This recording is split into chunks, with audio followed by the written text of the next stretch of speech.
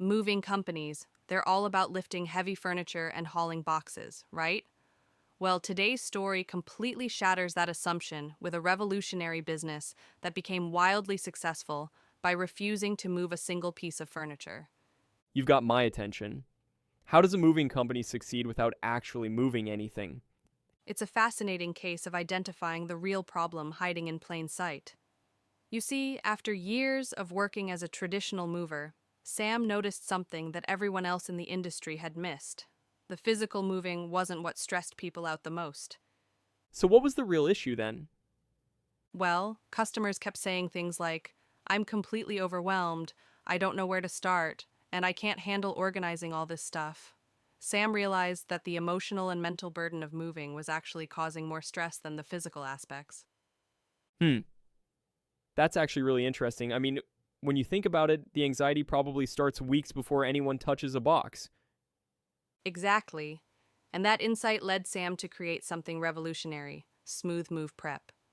Instead of competing with traditional movers, he created an entirely new category of service focused on the pre moving phase. So, what exactly did this service look like? I mean, how do you help people move without moving anything? Well, that's where it gets really creative. Sam essentially became a moving coach and organizer. He would help with everything from creating detailed packing strategies to decluttering sessions, from room by room organization to emotional support throughout the process. That's fascinating, but I have to imagine people were pretty skeptical at first. I mean, paying someone to help you plan a move rather than actually move. Oh, you better believe it. The initial reaction was exactly what you'd expect. People would say things like, "What kind of moving company doesn't move furniture? And why would I pay for this?" The phone wasn't exactly ringing off the hook. So, how did he turn it around? What made people start believing in this unusual concept? This is where Sam's marketing genius really showed through. He developed what he called a moving stress test, a simple questionnaire he'd distribute in apartment buildings. It asked things like whether people knew what to pack first, if they felt overwhelmed by their belongings, if they were worried about labeling correctly. Let me guess.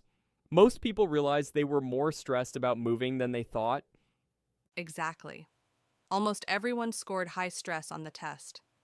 But here's the brilliant part. Instead of just telling people they needed his service, he let them discover their own pain points. And then he followed up with some really smart moves. What kind of moves are we talking about? Well, first, he started posting before and after photos online. You'd see these chaotic, messy rooms transformed into perfectly organized spaces with everything neatly boxed and labeled. Then he introduced these Pack With Me sessions, just 2 hours where he'd help someone get started with their packing. That's really smart, like giving people a taste of what peace of mind feels like. And he didn't stop there. He created this comprehensive moving plan booklet called Your Move, Step by Step, that included everything from packing checklists to labeling guides to stress reduction tips. He gave it away for free to every customer. So he was basically proving his value before people even hired him. But what was the turning point? When did people really start buying in? It all changed with a client named Clara. She was living alone, facing a big move and feeling completely overwhelmed. Sam spent one afternoon with her, and the transformation was so dramatic that she became his biggest advocate. She told everyone she knew about the service. Word of mouth marketing is so powerful, especially for an unusual service like this. And here's what I find fascinating.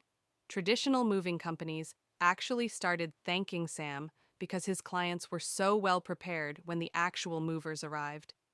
Everything was organized, labeled, and ready to go. He had essentially created a win-win situation for everyone in the industry. That's really interesting. He wasn't competing with traditional movers, he was complementing them. Exactly. And within a year, the business had grown so much that Sam had to hire staff. He expanded into online classes, virtual packing sessions, and even wrote a book about stress-free moving. He basically created a whole new category of service. It really challenges our assumptions about value, doesn't it? Sometimes the most valuable service isn't the most obvious or physically demanding one. And that's really the heart of this story. Innovation often comes from questioning the most basic assumptions about an industry. Sam saw that the physical act of moving wasn't the biggest challenge.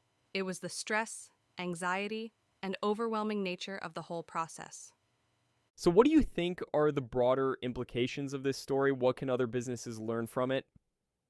Well, I think there are several key takeaways. First, sometimes the apparent problem isn't the real problem. Second, people will pay for peace of mind, often more than they'll pay for physical labor. And third, there's always room for innovation, even in the most established industries. That reminds me of how some of the most successful businesses today aren't doing anything radically new. They're just solving old problems in new ways. Exactly. Like how Uber didn't invent taxi services, they just reimagined how we could access them. Or how Airbnb didn't invent hospitality, they just created a new way to think about where we stay when we travel. So, what happened to Smooth Move Prep?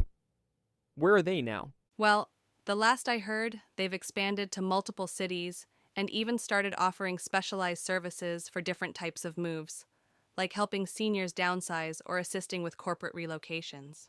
They've really found their niche in reducing the emotional and mental stress of moving. It's amazing how solving one specific problem can lead to so many opportunities. And I think that's the perfect note to end on. Sometimes the best business opportunities come from looking at what everyone else is doing and asking, what if we did something completely different? And sometimes the best way to move forward is to stop moving furniture altogether. Thanks for joining us for another fascinating look at innovation in business. Until next time, keep questioning those basic assumptions. You never know what opportunities you might discover.